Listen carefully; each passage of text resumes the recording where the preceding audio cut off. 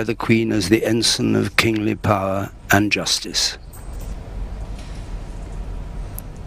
And finally, the imperial state crown, which the Archbishop of Canterbury placed on her head in Westminster Abbey with the words, "May she be filled with abundant grace and princely virtues." By the grace of God, of the United Kingdom of Great Britain and Northern Ireland, and of his other realms and territories, King, Head of the Commonwealth, Defender of the Faith, and Sovereign of the Most Noble Order of the Garter.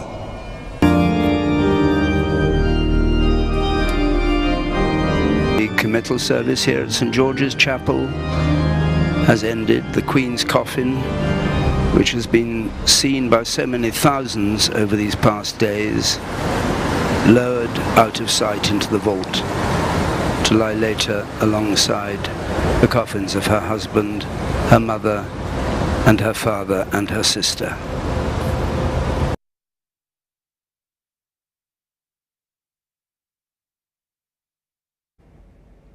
And that is what transpired as the coffin of Queen Elizabeth II was lowered into the grave.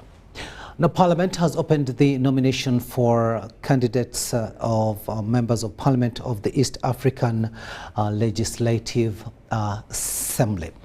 Now, launched by the Clerk to Parliament, Adolphe Mwesige, Parliament has set Thursday, the 29th of September 2022, as the election day, and all interested participants have to follow already set guidelines. The nominations end tomorrow, Tuesday, the 20th of September 2022 at 5 p.m. A committee will be formed to verify the requirements for successful candidates, and each candidate has been allowed to be escorted by not more than 10 persons to the nomination venue. Each aspirant pays 3 million shillings as nomination fees. Take a watch. Uganda, I think we are lagging behind on that, and Kenya is beating us on that. But like I have said, I am a unique candidate. I practice in Kenya. I know what they do well, and I'll bring that to the table. So I believe we should just increase on our product, increase on what we are selling to the regional markets, increase on sensitizing our people to change their mindset and understand that this community is real. It's not just some fallacy that we talk about. It is real, and it is time that Ugandans and the people of East Africa embraced it. Our people have excess maize, excess milk, excess coffee, excess poultry products like eggs. How do we sell them to our neighboring countries? How do we tap into the bigger market of Congo, for instance, which has come with 85 to 90 million people? All of these are clients where we can sell our products. Do you think you as candidates should be voted because of the political parties you belong to, or because... I'm the best candidate. I served on the committee of East Africa for 10 years. And I also served as a vice chairperson. And during my time as a vice chairperson, we took the integration to the community. And during our time, we educated people, and the Ugandans felt the integration. So I think I'm the best candidate to represent Uganda in the East Africa Legislative Assembly. First of all is my experience, passion and conviction on matters of the East African community integration. For the past 15 years, I've dedicated my time, energy, resources, promoting awareness about the East African community through sports. I formed an organization in the year 2014 called Africa Mashariki Fest, which has been promoting awareness about the East African community integration in different partner states. Is to advocate for full implementation of free movement in the region. Number two, I will advocate for political integration. You are all aware that the East African Treaty was signed some time back, but we have not yet realized the political federation, and it is one of the key issues why there is still some insecurity in the region.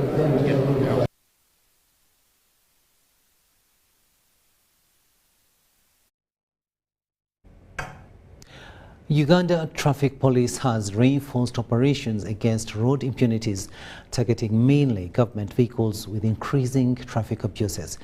Assistant Superintendent of Police ASP Farida Nampima, who is the Directorate spokesperson, says these operations will be facilitated by CCTV cameras on different highways.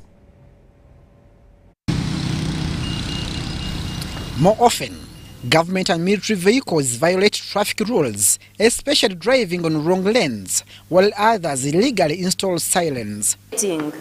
Those who drive with impunity on the road, driving in one way, having flashlights on and sirens, yet you don't have a right of way. Either it's a government vehicle or a private vehicle. These are our targets in this operation. The impunity on the road should end. All garages installing sirens should stop it immediately.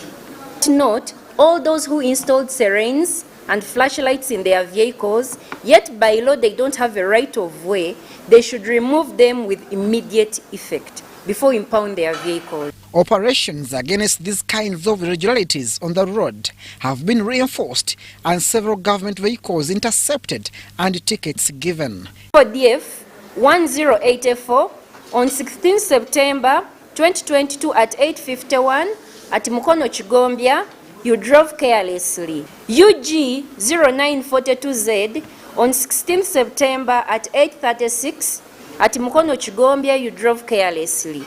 Who has a right of way in the Traffic Act? Whoever you see impounded doesn't have a right of way by law.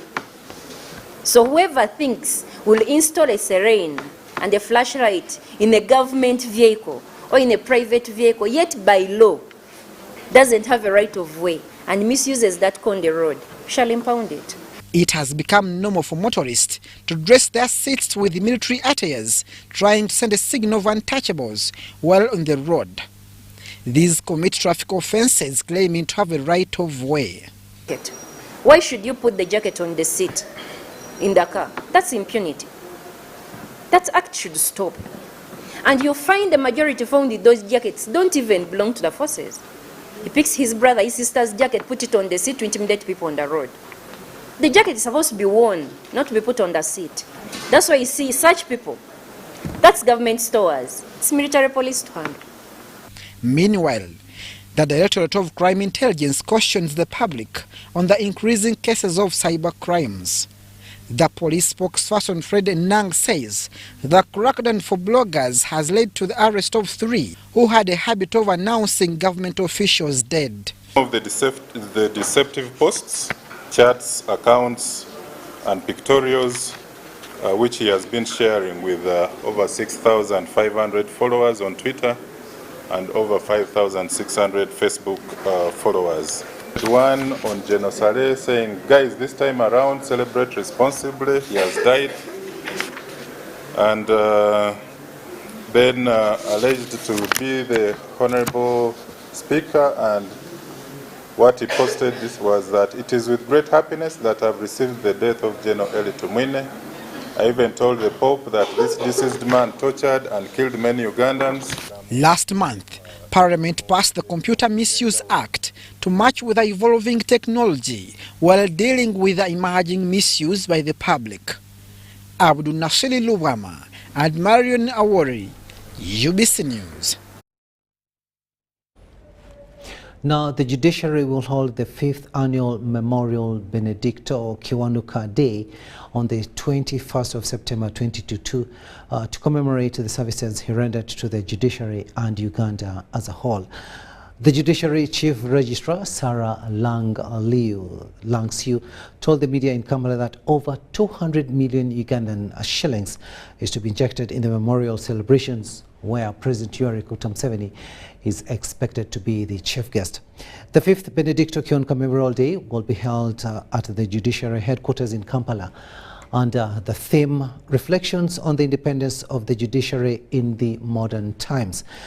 It is 50 years since Benedicto Kiwanuka was dragged from the chambers of the High Court and murdered on the 22nd of September 1972. Consecutive years where the judiciary observes this day in memory of a great icon of the rule of law. So this time round, it's on Wednesday, the 21st of September 2022, where we shall be having this event. The event will be hosted right here at the High Court, and this has been the venue where the event has been held for the past 5 years. This year, our theme is Benedicto Chiwanuka, Reflections on the Independence of the Judiciary in Modern Times.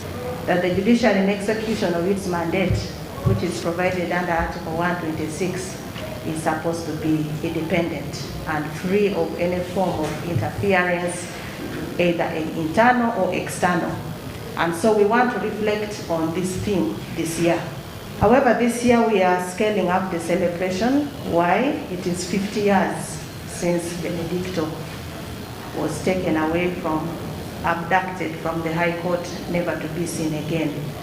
So this is a big event for us as the judiciary, remembering Benedicto 50 years later.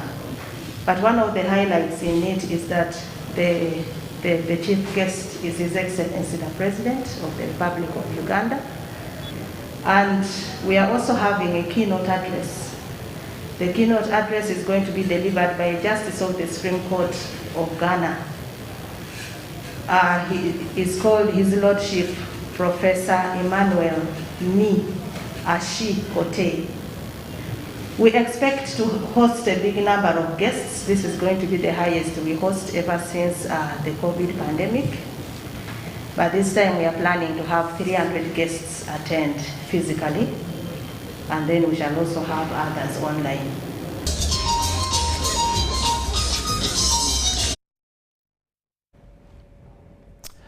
Now, Machinde Magistrate Court has declined to grant bail to Shamila Nachimba, a wife to Charles Olim, also known as Sipapa, to go and look after her 5-month-old baby. Magistrate Esther Adikin directed the accused Nachimba to be availed with her baby in prison, since this court has no jurisdiction to hear the offence against them. Take a watch. The accused in the matter of aggravated robbery of 1.6 billion from Jacob Aroko is South Sudan national Charles Olim alias Sipapa and wife Shamila Nachimba have appeared at Machinde Magistrates Court before Magistrate Esther Adikini. Although prosecution led by Helen Rukundo informed court that inquiries in this matter are still ongoing, the accused Israel Robert Rutaro asked court to grant Shamila Nachimba bail, being a breastfeeding mother to a 5-month-old baby, to which prosecution objected. In whose care and custody the said baby was left is also under arrest.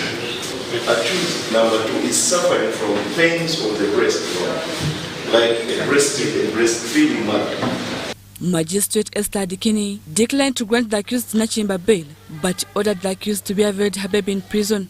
All interlocutory matters that would arise out of these charges would best be handled by a court with jurisdiction. The accused is allowed to take her child to prison, and she continues nursing her as the law allows an inmate to have a baby. Counsel to the accused Robert Rutaro was however not pleased with the ruling and the delayed investigations in the case. Why do you arrest me when you haven't investigated? But you see the nature of the way our system is this what they do always, and it has become a practice? So we're only hoping that for the case of Sipapa, the investigations are going to be as fast as possible so that he can be tried, because he's innocent. Court resumes on the 10th of October 2022. Meanwhile, the Kayunga Chief Magistrates Court, before Magistrate Salatu Sime, has sentenced Chivumbi Awari and Ingasuleki Paul to 40 years in prison for attempting to murder a 6-year-old boy. The testimony of the victim that the panga, which was found close to the scene of crime, was the very weapon used against him, was never contravened or disputed. Evidence on prosecution exhibit number 3 indicates the victim's right tests were no longer viable because of the injury made into the scrotum. Chivumbi, Awari and Gasirechi are guilty of the offense of attempted murder of Sembatia Alan, contrary to section 204 of the Penal Code Act. Court relied on the direct and circumstantial evidence presented to court by prosecution to find the two guilty with the said offences. The victim, whose name was not revealed, aged 6 years, while living with his grandparents in Busolo village in Kayunga district, was a friend and neighbor to the accused persons. The two committed this offense on the 21st of October 2009. They used two pangas to hit the victim on the head and other parts of the body, leaving him with severe injuries in the head, arm, shoulder and the back. We had initially gotten acquittals in this case, and the office of the DPP appealed to the High Court, which ordered for the retrial of the matter. Andi basonyiye senga bayogere kituufu kuba nabalaba yani nze kyenayogera kyennyini kyenalaba kyenayogera tebbo ne bagezaako okutaataganya ensonga. The accused persons were arrested by the police and the office of the DPP. Rebecca Nantongo, UBC News.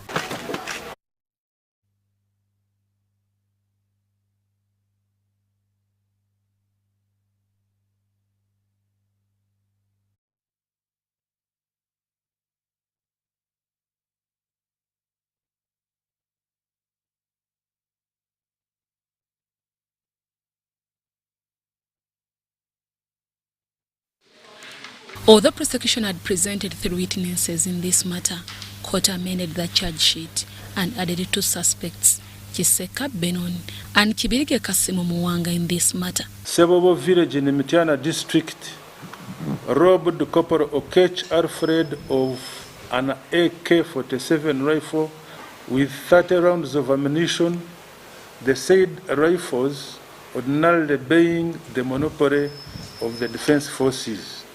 Prosecution alleges that the accused persons, with the aim of overthrowing the ruling government, murdered 5 police officers and stole their guns. As agents of Uganda National Coalition Forces for Change, a force engaging in warlike activities attacked security posts and security personnel using SMG rifles for purposes prejudicial to the security of Uganda.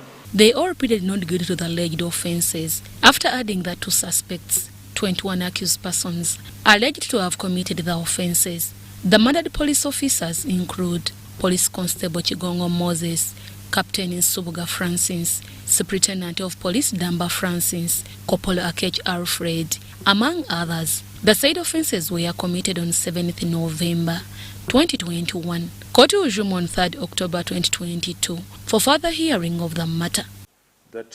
In another development, Corporal Isoka Richard, a UPDF driver attached to Mbuya headquarters, was convicted with 1 count of attempting to steal 15 laptops from an Indian national Goswami at Foundation Building around Jinja Road in Kampala district.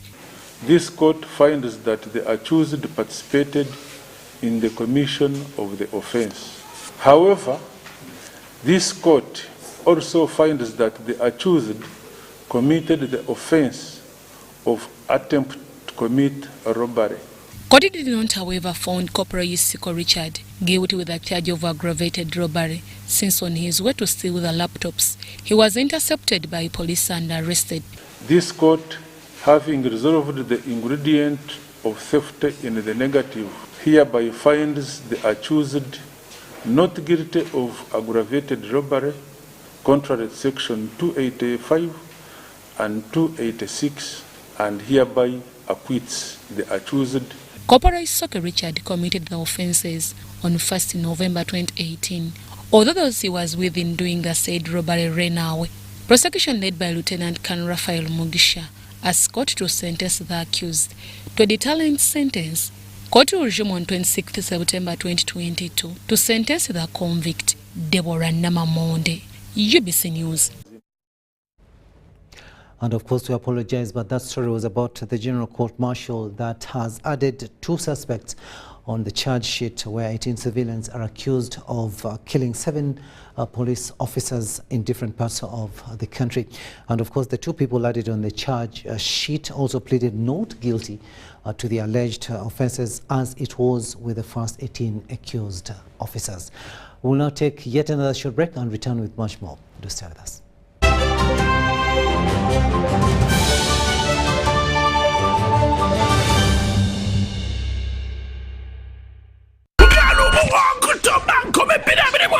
Cricket overlook gogo ekulantene lwa mita mutujo mutusi munangani wabula Oktoba Binel Musaba Gardens Mukono Oktoba Mukaga Millennium Gardens Sazibuaya Oktoba Munana Aji Montele Mbarara 15 Oktoba Futi Poto Muchisawe Abidi Mbili Oktoba Bale Sports Center Mtualu Kumo Yebe Mtuale Santu Emeza milioni emo wabula Abantualu Kumia Abana Gula Tikezi Wakosa MTN Momo Banjagu Sesule Nkomitano Minamina Mtendo Omo Center Hiva Motors Galaxy FM Radio 4 Kagwila Wo MTN Saba Fulu Balamo.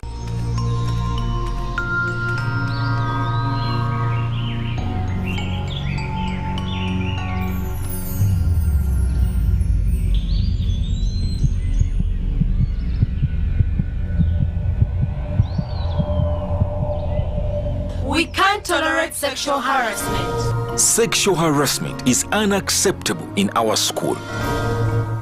Because a good school equals a better life. Raising voices. Oh, they look nice. Thank you, honey. Yo!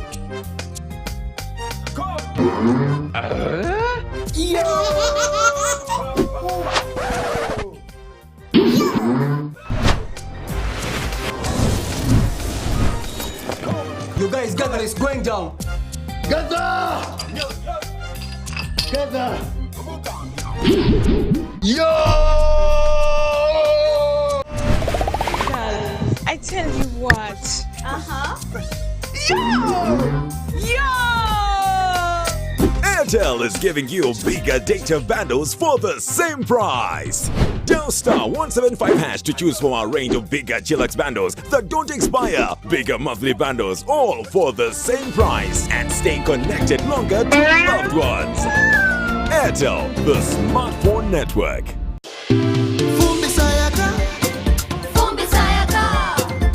Cooking with electricity is now affordable. Cook your beans. Avoid smoke. Fumbisayaka. Cooking with electricity is now so affordable with the Fumba tariff set by the Electricity Regulatory Authority. With the Fumba tariff, you can now buy up to 70 units of yaka at a reduced price of 412 Uganda shillings per unit after consuming your first 80 units of the month. For more information, contact the Electricity Regulatory Authority on 0200 506 000. Forget last season. Forget the oohs and the ahs. Forget every moment that stole the show. Because the real show is here on GoTV. It's the new season. It's action-packed and it's going to be non-stop football. With over 1,000 games from more than 7 leagues and cup competitions plus a World Cup. Make sure you get the best seat in the house this new football season. Get a GoCoder with 1 month of GoTV value for only 25,000 Uganda shillings and enjoy non-stop football. GoTV Uganda. Love it. Beat the back-to-school hustle today. Pay school fees conveniently using Airtel Money. Dial star 185 hash. Select option 6, school fees. Select to pay using Bridge Schools, School Pay or Beg Pay. Select option 1, pay fees. Enter student number.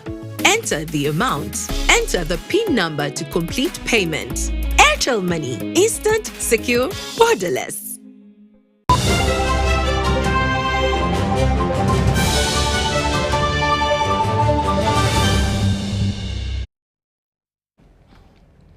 Welcome back from that short break, and this is the second edition of News Tonight here on UBC TV.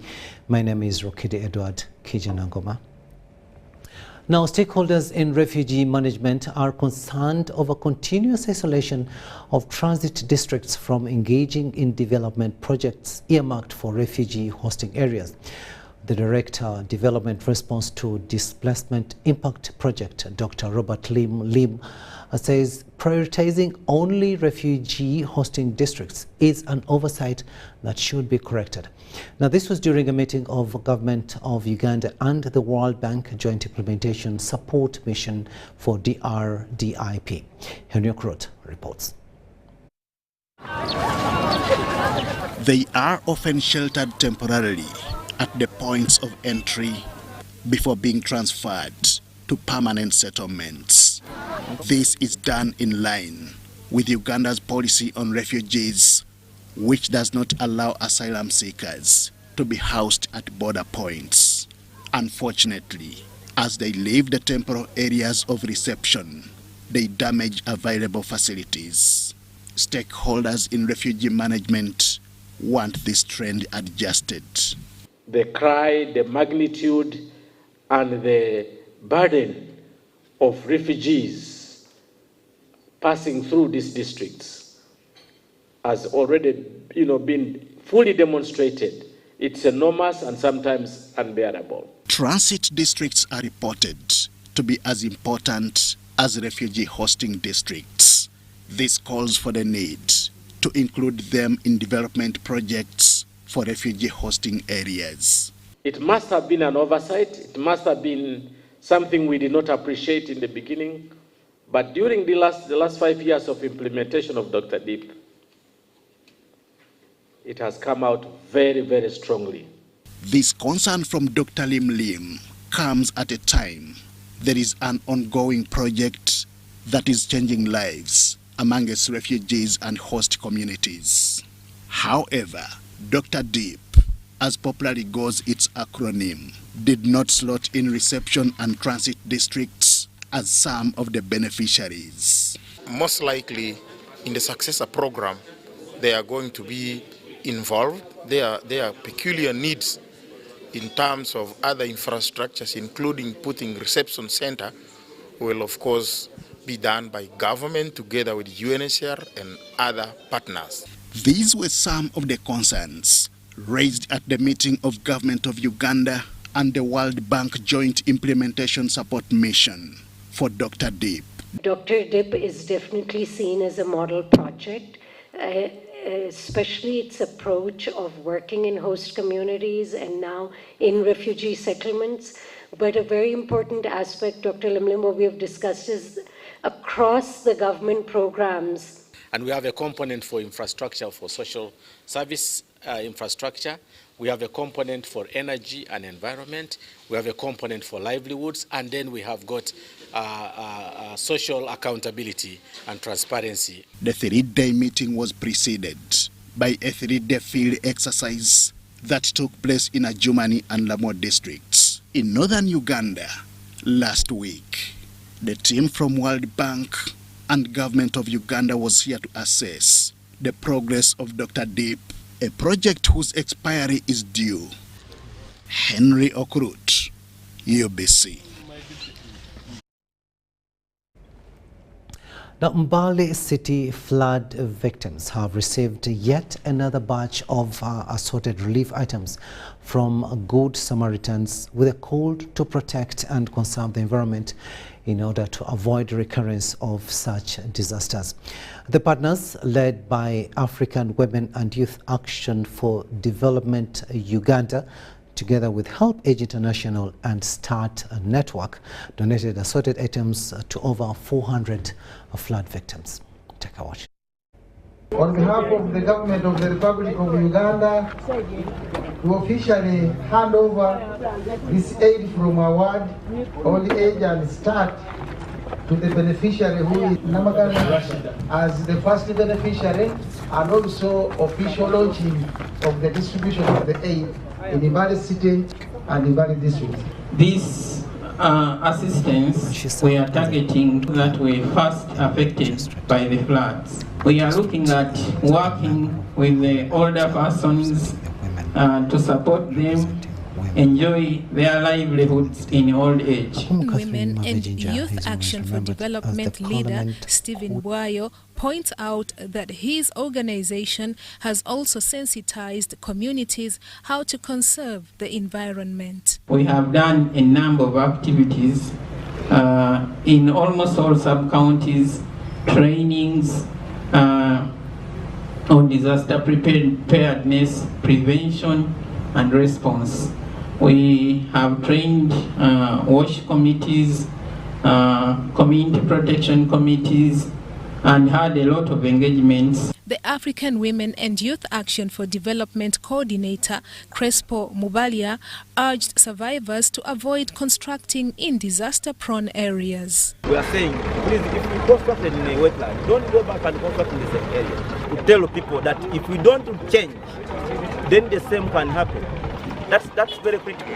That we need to tell people that if we don't change our ways, you see how people throw their garbage everywhere. Those are the things that are causing us floods. So we need to manage our way of life, how we associate with the environment. We need to make the environment our friend. Because the rivers are striking, the mountains are striking, because we are overtaking on them, and because we are blocking their way. The beneficiaries appreciated the items donated to them.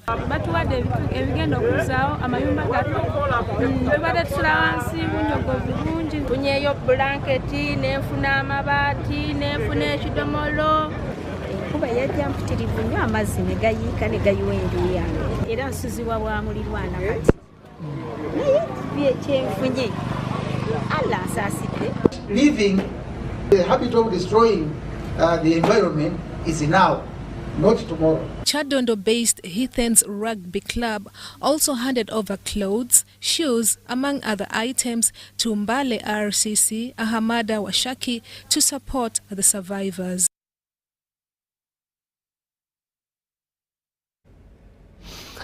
Now, she served as a court clerk, a magistrate and a member of parliament representing women in Nebi district. Now, Akumu Catherine Mavejinja is always remembered as the Parliament Queen after she acted as Queen Elizabeth II during rehearsals to receive the Queen in Parliament of Uganda in 2017. Our reporter Daniel Mogoya brings you Akumu Catherine, a member of Parliament representing older persons in Uganda. Akumu Catherine Mavejinja is one of the long-serving senior citizens of Uganda. Catherine is an unsung hero who served in various capacities in Uganda government.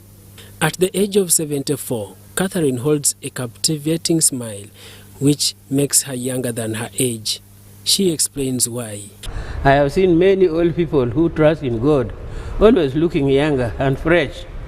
So I always trust in the Lord, and He's the one who guides my way. Hailing from Nebi, a border district, Catherine was born in Congo, where her father was working as a carpenter. And the DRC is just like between UBC here and Kololo. So my grandparents, especially my grandmother, happened to be from Congo. The then quality of education did not bar Catherine from joining one of the old-fashioned traditional schools in Nebi district. And by that time I was very small, but we could walk with some older girls. You walk and go 7 miles away, no lunch, no break. What could happen? My mother would roast one piece of potato and give it for lunch. Luck befell Mavejinja as she secured 2 separate scholarships from a bishop in Arua and government of Uganda respectively. But with her kind heart, Mavejinja diverted the funds for one of the scholarships to educate her cousin brother. To work, so I would send him 100 so that he could do secretarial course. And that also helped him. He did the secretarial work, and so he was working now in Nile Breweries as a secretary typist by then. Mavejinja later joined judiciary as a court clerk, where she was upgraded to train as a magistrate. Later, Catherine interested herself to join the Constituency Assembly, CA, which made the 1995 Constitution. And when we made the Constitution, I went back to my people, Entebbe Womanyo. President Yoweri Museveni in 1996 appointed Mavejinja State Minister for Public Service and later Moyo District Resident District Commissioner. And my bosses were the late Professor Sibambi and also Honorable Hamanya Muchega. I worked with the two as my senior ministers. After a referendum in 2005, Mavejinja returned to the 8th Parliament as Nebi District Woman MP. This was also a time the late Queen Elizabeth II visited and addressed Parliament. Former Clerk to Parliament Aeneas Tindakwire wrote a letter to Mavejinja to prepare to act as Queen Elizabeth II during the rehearsals to receive Queen Elizabeth in Parliament. Mavejinja was tasked to choose her Duke and immediately chose David Bahati. And you know, by that time, I didn't even know the role of the Duke. So my friends were laughing at me and said, hey, Mavenjina, how do you choose the youngest person like that? I said, what is wrong? They said, that is not right. The Parliament Queen, as nicknamed by her comrade MPs, is a mother who also emulated the late Queen Elizabeth II. Mavenjina was alert when a constituency for older persons was created and rushed to visit her birth certificate and found out to be eligible to represent the older persons in northern Uganda. And of course, I defeated the 3 men.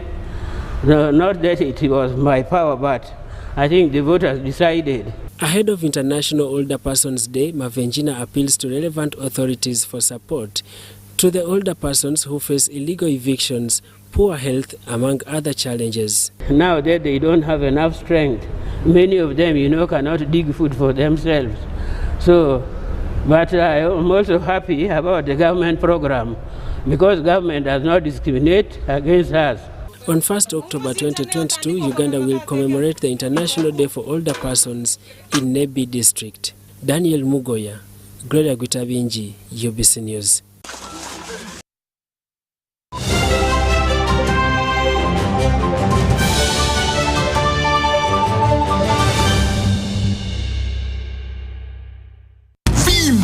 Ni MTN Kabode Super as you pay mpola for this smartphone. Make calls, update your WhatsApp status, watch YouTube, and Google anything under the sun with 2 GB worth of data every month for 7 months. Simply make a small deposit of 99k and pay the balance mpola. You can pay in daily, weekly, or even monthly installments while you enjoy your new phone. So what are you doing today? Visit any MTN shop near you and get the MTN Kabode Super easy.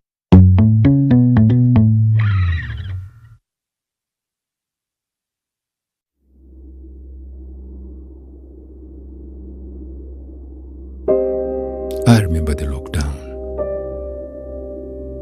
when the streets were empty and our lives disrupted, when businesses closed and our livelihoods hung in the balance. Hospitals were full. We lost loved ones, jobs, and hope. Our children couldn't study anymore. We cannot let this happen again. We should not go back. Get fully vaccinated against COVID-19 and join the millions of Ugandans who are already vaccinated.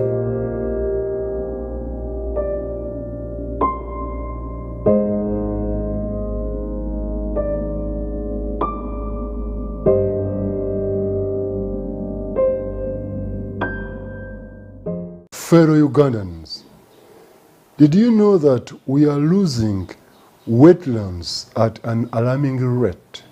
Wetlands are the most threatened ecosystems, disappearing 3 times faster than the forests. Dear ones, we risk losing species to extinction and a lot of wetlands at maintaining our environment. Let us all be concerned, conserve, and restore our wetlands. In the name of God the Father, the Son, and the Holy Spirit. Amen. This message is brought to you by the Ministry of Water and Environment, Ministry of Agriculture, Animal Industry and Fisheries, Uganda National Meteorological Authority, in partnership with the Interreligious Council, with support from Government of Uganda, Green Climate Fund, and the United Nations Development Programme. Beat the back-to-school hustle today. Pay school fees conveniently using Airtel Money. Dial *185#. Select option 6, school fees. Select to pay using Bridge Schools, School Pay, or Beg Pay. Select option 1, pay fees. Enter student number. Enter the amount. Enter the PIN number to complete payment. Airtel Money. Instant, secure, borderless.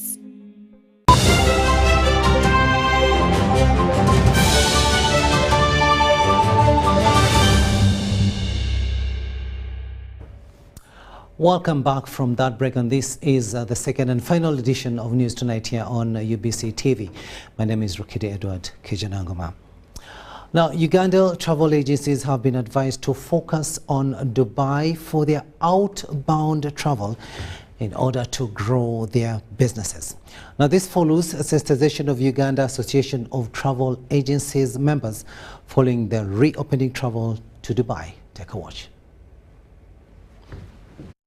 Uganda is the second among countries taking people for holiday and business to Dubai, hence the need for Uganda to market herself to destination marketing companies.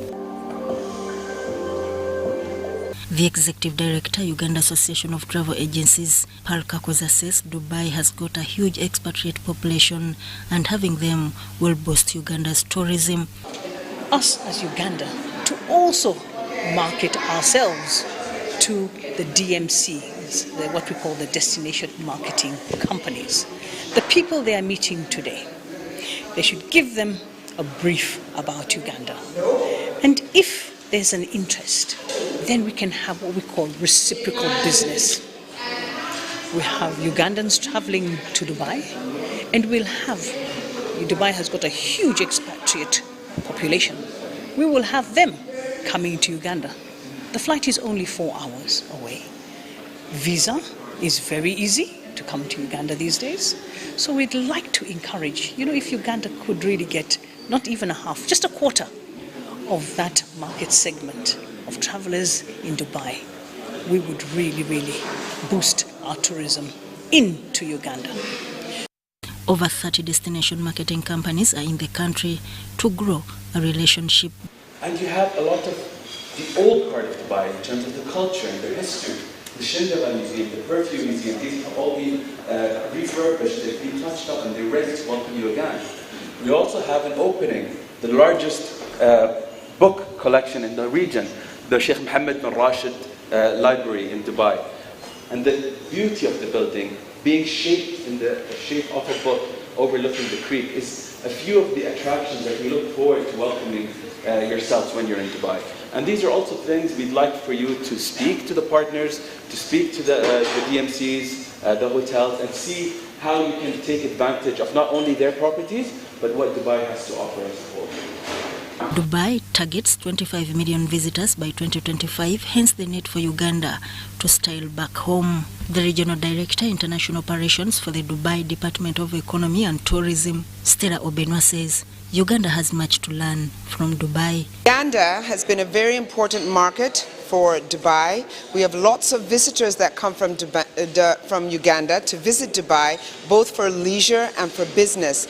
Additionally, the travel trade here, as well as your national carrier and our Dubai Airlines, which is Emirates Airlines and Fly Dubai, fly directly from Entebbe to Dubai, and it's a very quick journey. So we know that Ugandans love coming to Dubai on very short holidays as well as your long breaks.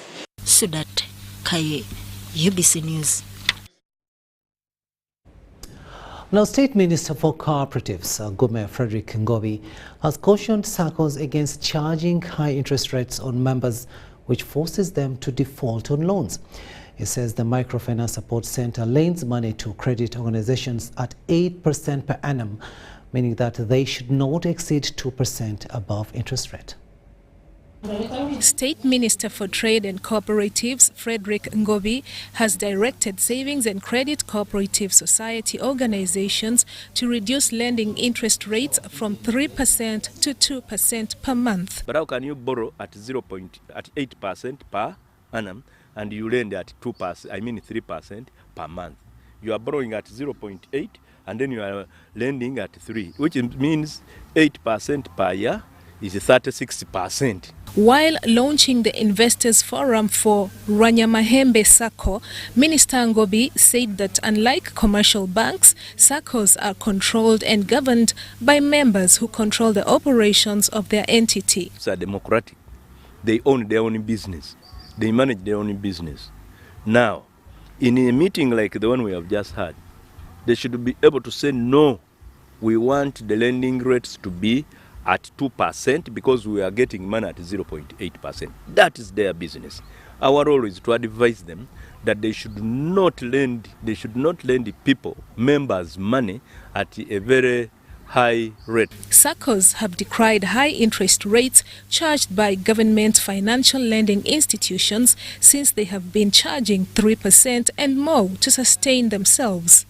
This investors forum will ensure that members pool own resources in form of savings, which at the end of each year will earn them profits in form of dividends. And the purpose of this forum is to increase the capital base of the SACCO. Initially, we used to depend on borrowings as a source of funding, but we found out that loans and the other borrowed funds may be expensive to the SACCO. So when we grow our economic base, first of all, it will be cheaper for the members, for the SACCO members to borrow from the SACCO at a low interest rate. As you have heard of 2% per annum, you cannot compare it with a commercial loan.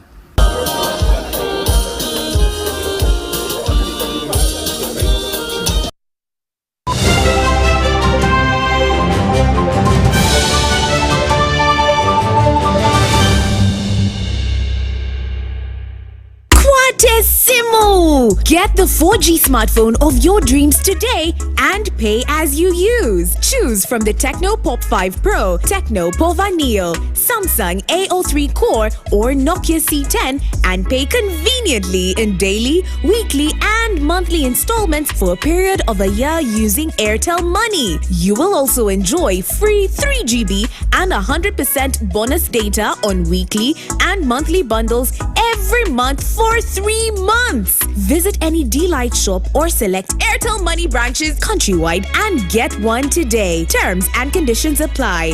Airtel, the smartphone network.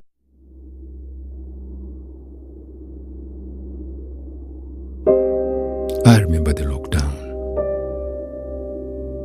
when the streets were empty and our lives disrupted, when businesses closed and our livelihoods hung in the balance. Hospitals were full. We lost loved ones, jobs, and hope. Our children couldn't study anymore. We cannot let this happen again. We should not go back. Get fully vaccinated against COVID-19 and join the millions of Ugandans who are already vaccinated.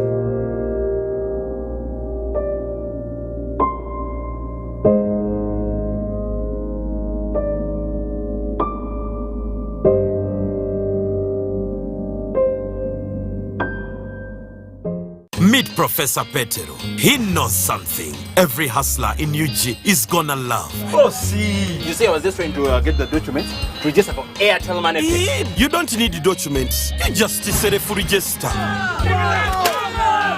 What's going on here? He sells things from the shop, and behind my back, he gets the money and gives it to his girlfriends.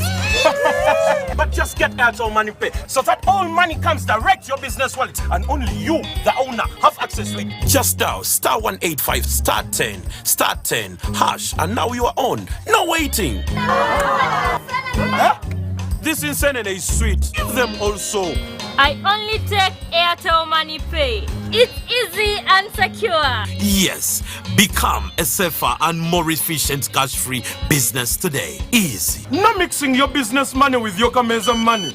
Now, that's efficient. Airtel Money. Instant, secure, borderless.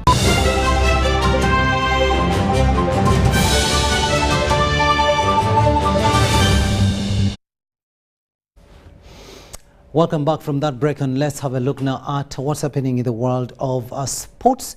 And we begin with Uganda's representative at the ongoing Federation of East African Secondary Schools Association Games have registered good results as games enter the second and final week. In rugby 15s, King's College Budo beat Makerere College 22-05, while Namidiango College edged Tanzania's Elerai 27-03. Kibuli Secondary School became the first to book a semi-final slot in football after edging Rwanda's Gasiza courtesy of goals by Dominic Ayala and Abdul Kalanzi. There were also results for St. Mary's Kitende that next plays Budo SS tomorrow in a winner-takes-it-all game as the final 4 sport beckons for the winner. It should be noted that Uganda took 35 primary and post-primary schools to these FIASA games and is contesting 12 disciplines. Though not on the good side of results, Gombe High's football team coach Mato Kirewa is optimistic Uganda will dominate the games, especially in football. In netball, it is an all-Ugandan affair at the semi-final stage as Bodo plays rivals St. Mary's Chitende, while Medina Islamic on debut faces St. Noah. Uganda also has progression in handball with Dynamic SS and Kawanda SS in the semis and can be joined by Kibuli if it negotiates its final group game.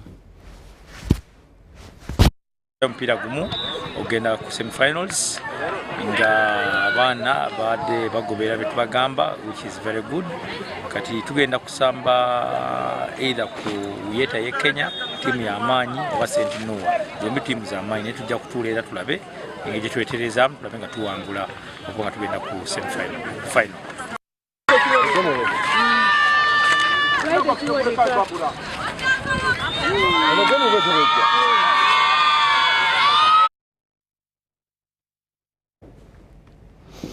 Now, the 16th edition of the Interforce Games has been launched with Uganda Wildlife Authority taking the mantle as hosts.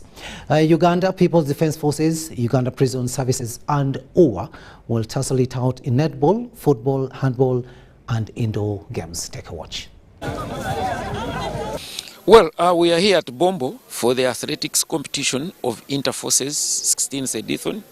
And the 15th edition was hosted by Uganda Prisons Service in 2019. Because of COVID, we couldn't proceed.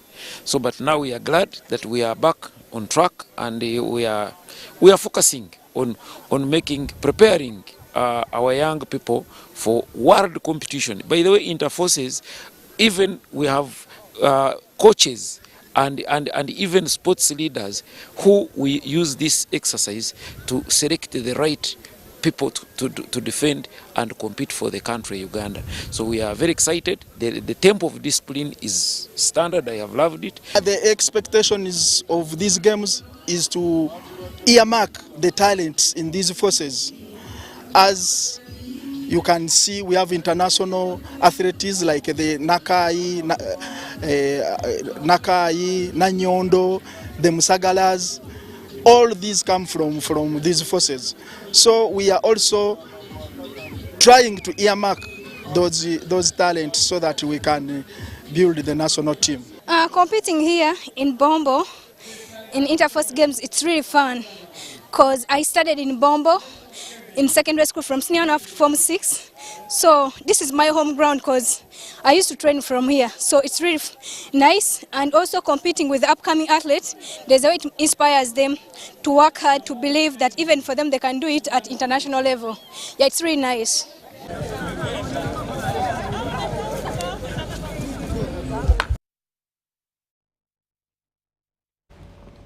Now, the Cricket Cranes has progressed to the semi-finals in the ACA Africa Cup Championship after defeating Mozambique by 38 runs in their second group stage game. In football, the FIFA Women's Super League returned on Saturday with newcomers Makerere University, the SHIMAC, limiting defending champions She Corporates to a 1-all draw in the league's opener. Let's have a look. The Cricket Cranes progressed to the semi-finals in the ongoing SCA Africa Cup Challenge after defeating Mozambique by 38 runs in their second group game.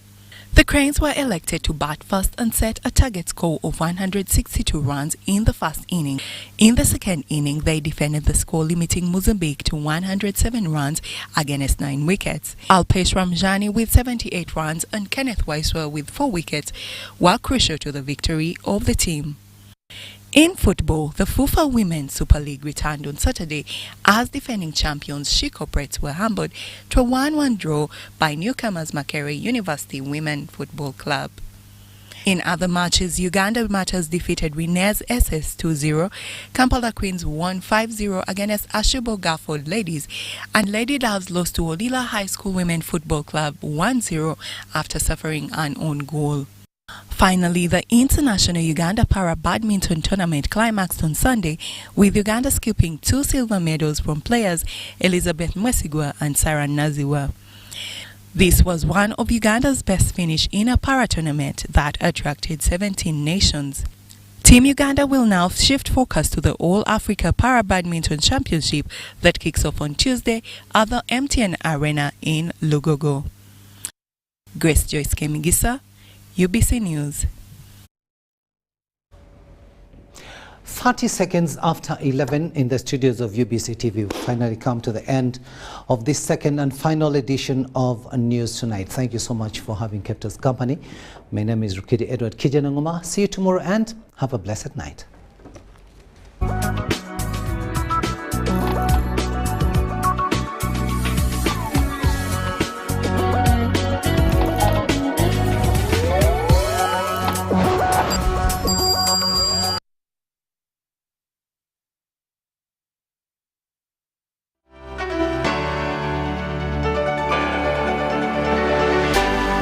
UBC, inspiring Uganda.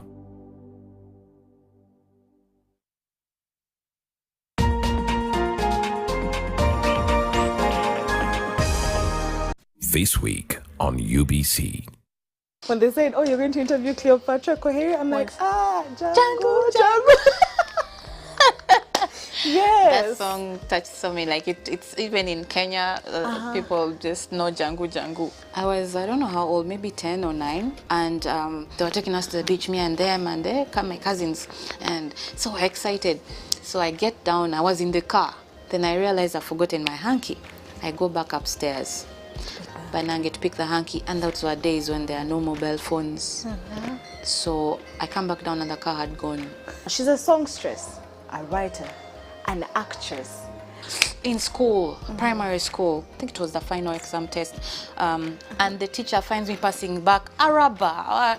Then he comes, slaps me, and tears my paper, which I'd finished. That made me become these things of someone is looking at your work. You could say that I became more of those kids who would even do this when they're writing. You don't want to risk.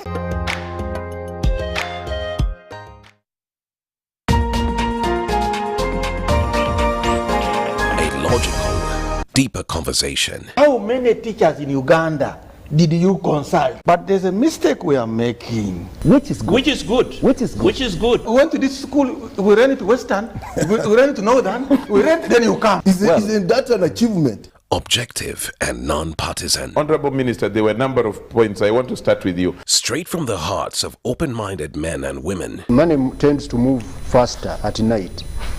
So when people are not counting, don't take it for granted. Candid and authentic. Because Uganda is not Thailand. That's not correct, and we should stop that kind of mentality. So what I'm saying that's is a trick question. Don't answer. I'm not getting into that. I'm not getting into that.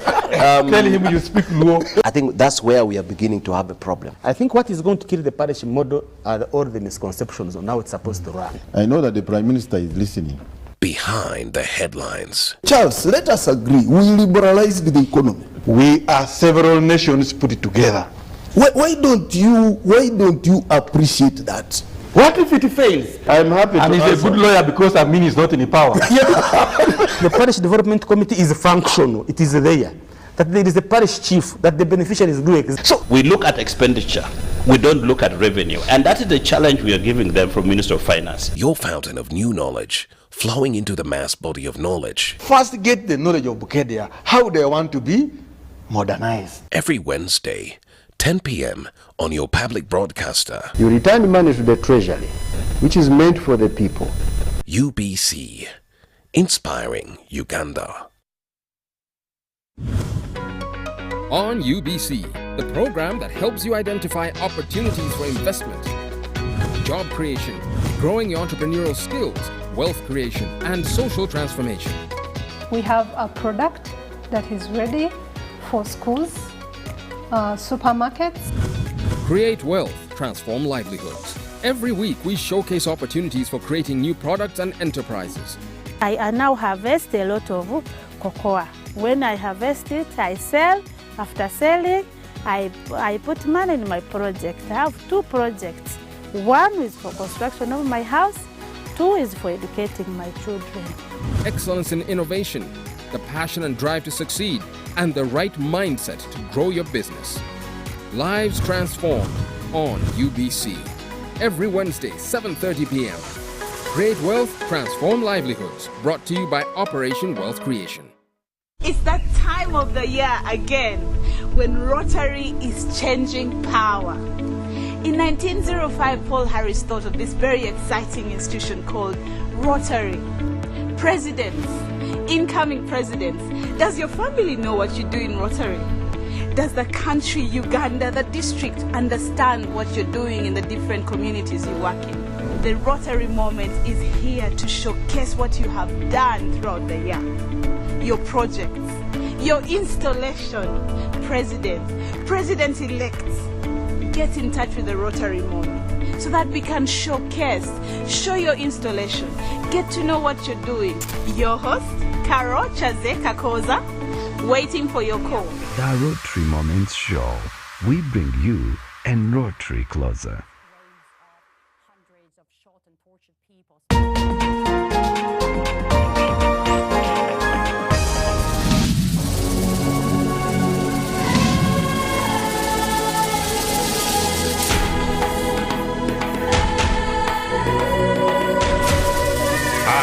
The quest, giver of life, Alpha without Omega. I am Africa. Hail to Uganda, the Pearl of Africa, a land with the world's most beautiful, captivating features.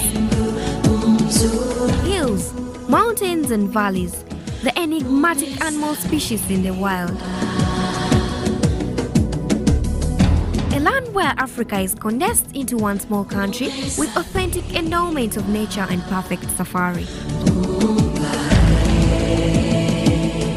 Uganda, the Pearl of Africa, is without the crowds with abundant primates, wildlife and stunning scenery.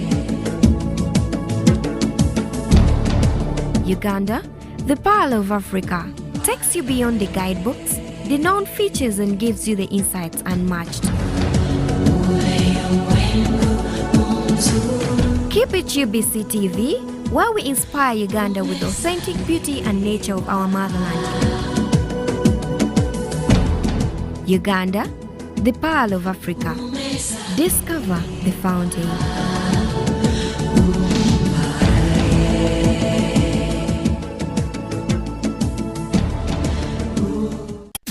107.3 Kampala, 96.9 Mbale, 95.7 Jinja, 98.6 Soroti. You are all covered. UBC Butebo. Yikwa dola wini kune. Arasonga murio. Atekeri na iteso ibija sesi. UBC Butebo.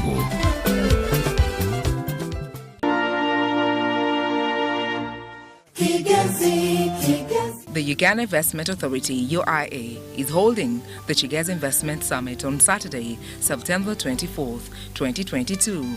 The venue of the Chigezi Investment Summit is Kisonso Industrial and Business Park in Kibaya, Rukundo Town Council, Kisoro District. The Chigezi Investment Summit is aimed at promoting and attracting relevant investment projects, both domestic and foreign, for local economic development of Chigezi region, comprising of the districts of Kabale, Rukunjiri, Kanungu and Kisoro. The theme of the Chigezi Investment Summit is Mobilization of Domestic Investment for Prosperity and Regional Integration. The guest of honor will be the Minister of Finance, Planning and Economic Development, Honorable Matia Kasaija.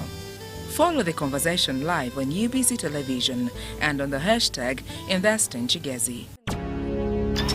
buli munya-uganda nayetenga amakuru marungi. UBC West erina amakuru marungi kandi agali kwesigwa.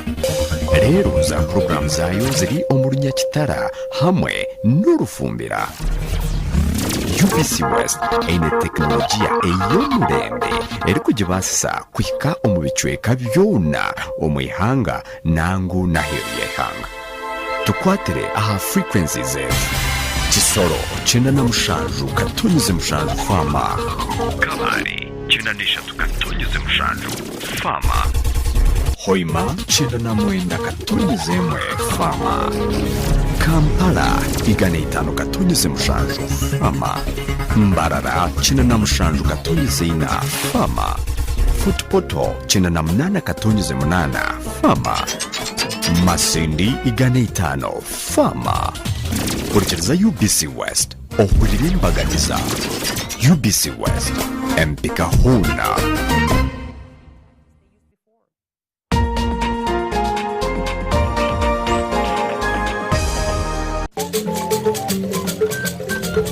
If you get your money, the first thing is to have a financial plan. So she was in a miserable state. What we contributed to her things were coming up. This is where my journey started, from this building, and I was paying a rent of about 15,000. And basically why I came into this, looking at my capital and what that capital could serve. Nasoka nemba street kid mchuga mbarara nimara myezi 9 ndika sako kati nyina picha 25 klasi yange nakeka 10,000 ubwo mutika tibwengendo gutunga bagumpamo emitwalo 12 oba 15. A rich man can have money but he doesn't know how to use it, and a poor man has a little but he knows to use it because he has got this knowledge.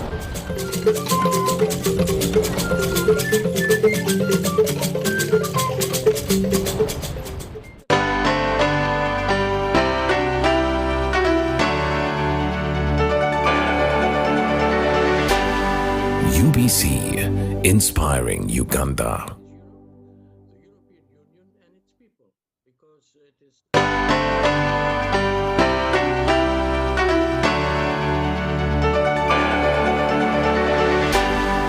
UBC, inspiring. So-called leadership is adopting stupid measures that goes contrary to the interests of Europe, because we are paying now with the energy prices and with all the other negative things that are happening. It is the European people that is paying for the stupidity of the leaders.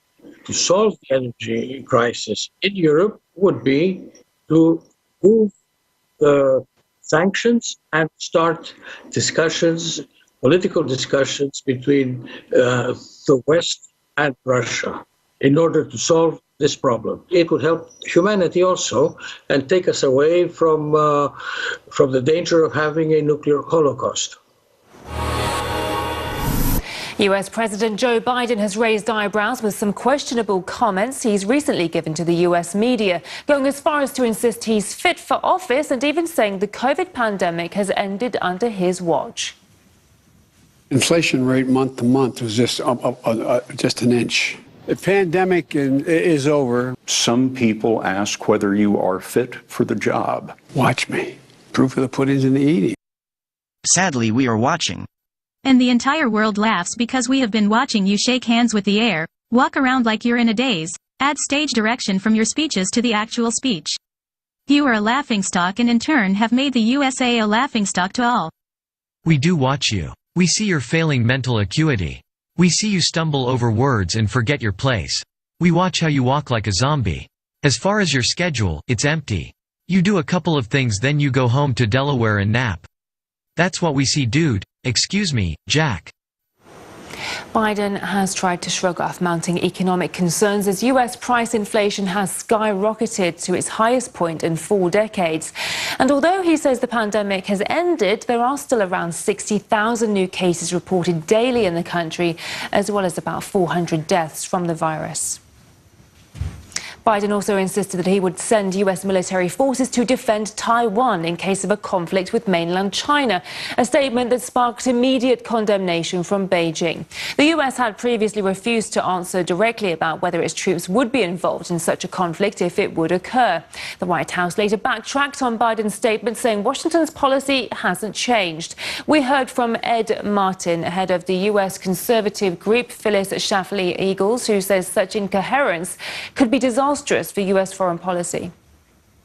In the world, people look at the leader of America and the leader of our great and wonderful and strong military, and they see a guy who doesn't either know what the policy is or is being corrected by his staff. So my concern is that he's changing policy based on an interview and then changing it back an hour later. I think it's a disaster. His answers, as you played some of the clips, that are incoherent when he's being asked about his incoherence. I mean, it didn't make sense. Whatever he was saying about up an inch or something, again, you talk about incoherent talking. It's 8% plus month to month. Everyone is dealing with it. The idea that he sort of shrugged it off and said things are sort of stable, it's stable in a way that is absolutely decimating. And I mean that term specifically. Decimate means 10%. It's taking 10% of our money away because of his policies. It's a disaster. And it's the biggest reason, frankly, that he's going to pay the biggest price in November at the polls. Israeli forces have been raiding Palestinian human rights groups that are accused of supporting terrorism without providing evidence. This surveillance camera video shows Israeli authorities breaking down the door of a rights group's office, with some of the servicemen even taking selfies and photos together with their phones. Then they took a sheet of metal and sealed off the front door, issuing an order to forbid anyone from entering. Several Palestinian rights groups have experienced similar raids with their doors sealed shut.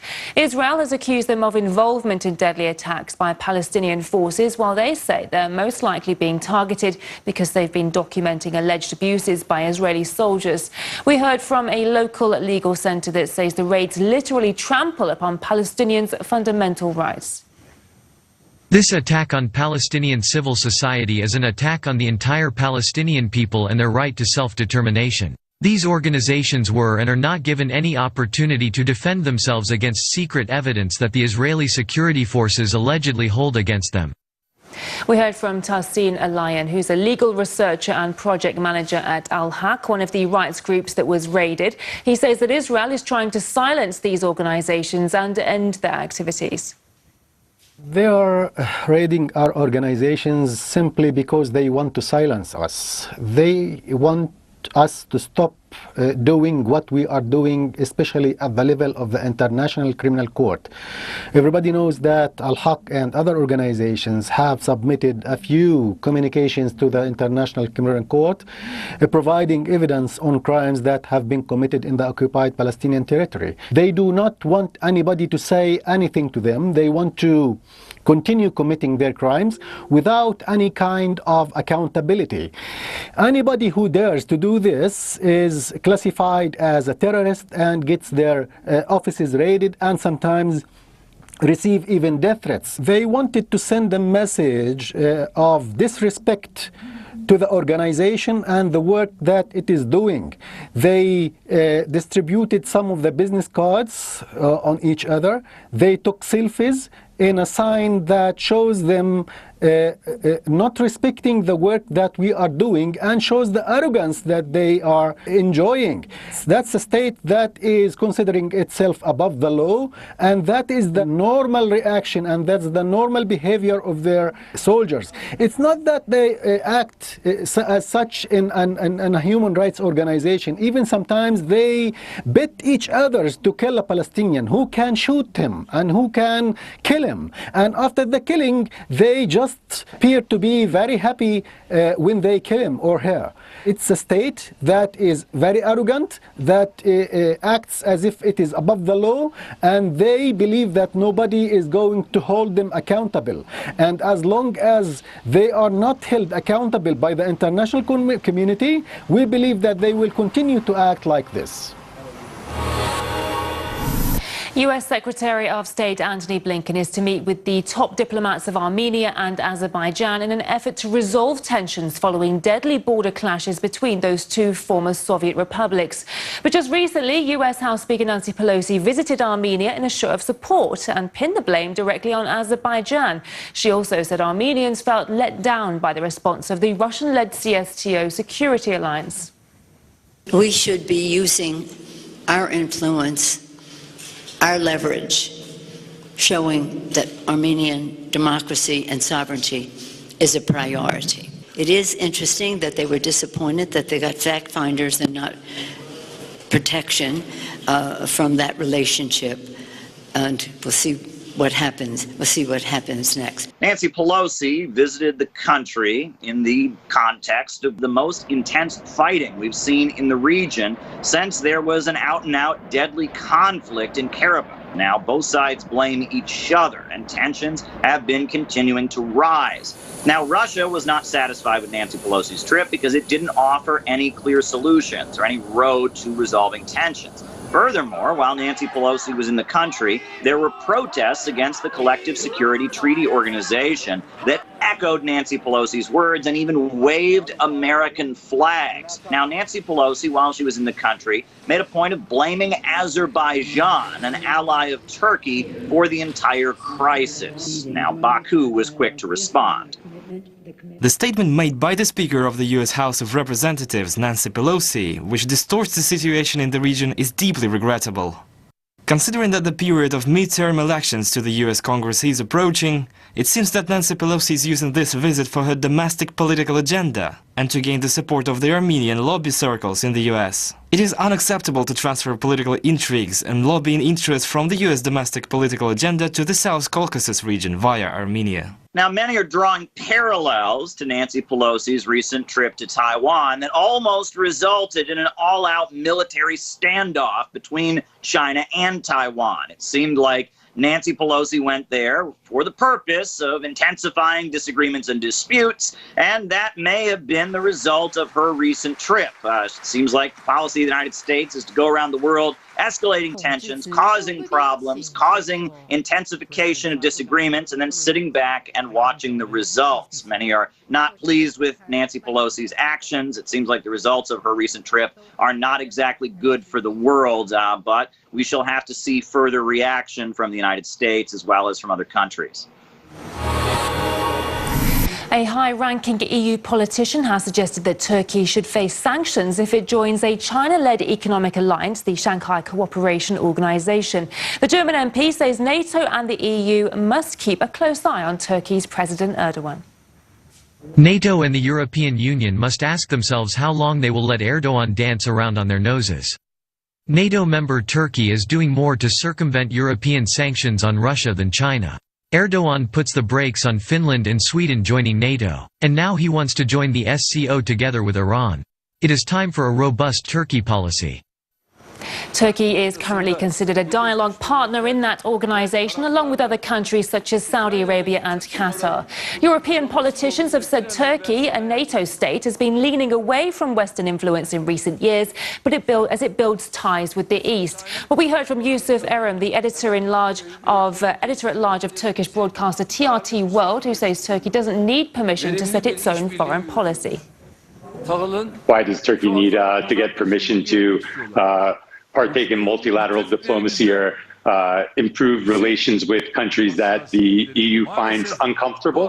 When we look at the actions taken by the EU, taken by the United States, any time they try to restrict Turkish diplomacy, restrict Turkish foreign policy, restrict Turkish weapons procurements, it's backfired on the West, it's backfired on the US, it's backfired on the EU, and Turkey has continued down its independent path. So I don't see any difference with this going on.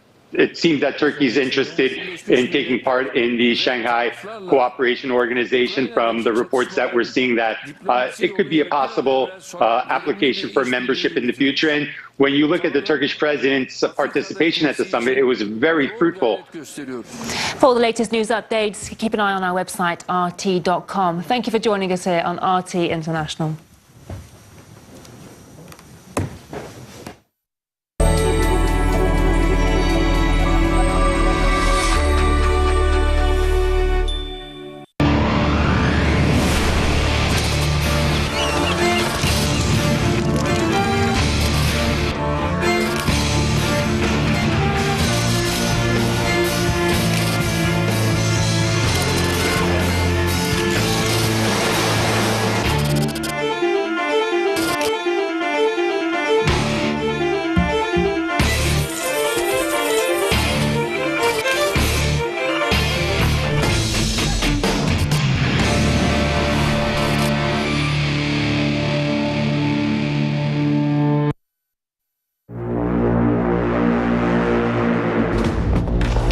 the first time in history, an entire country's culture has been cancelled with a very modern weapon. Cancel culture. Dell'idea secondo cui la Russia sia il male assoluto. И мы были в шоке. Честные соревнования, и тут вот такое вот. The phrase now particularly refers to cancelling Russian culture. Нет одного секрета всего русского. Из розетки вынимаются все. Мы тебя убьем. 30 человек высылают, готовы к тому, чтобы собрать чемодан и домой. What Russia's created over the past 1500 years is now questioned, harshly condemned, reviled and rejected. Все соревнования, они очень ставятся под сомнение. Это было прям tяжело. È una colpa oggi in Italia, anche essere un russo morto. The list joining total condemnation grows daily, and now includes Dostoevsky, Tchaikovsky and Shostakovich. Это они теряют русскую культуру. Nastayaщие rусские артисты всегда будут иметь успех. Да там люди обомлеют. La cultura è una cultura che ha contribuito allo sviluppo di tutto il mondo.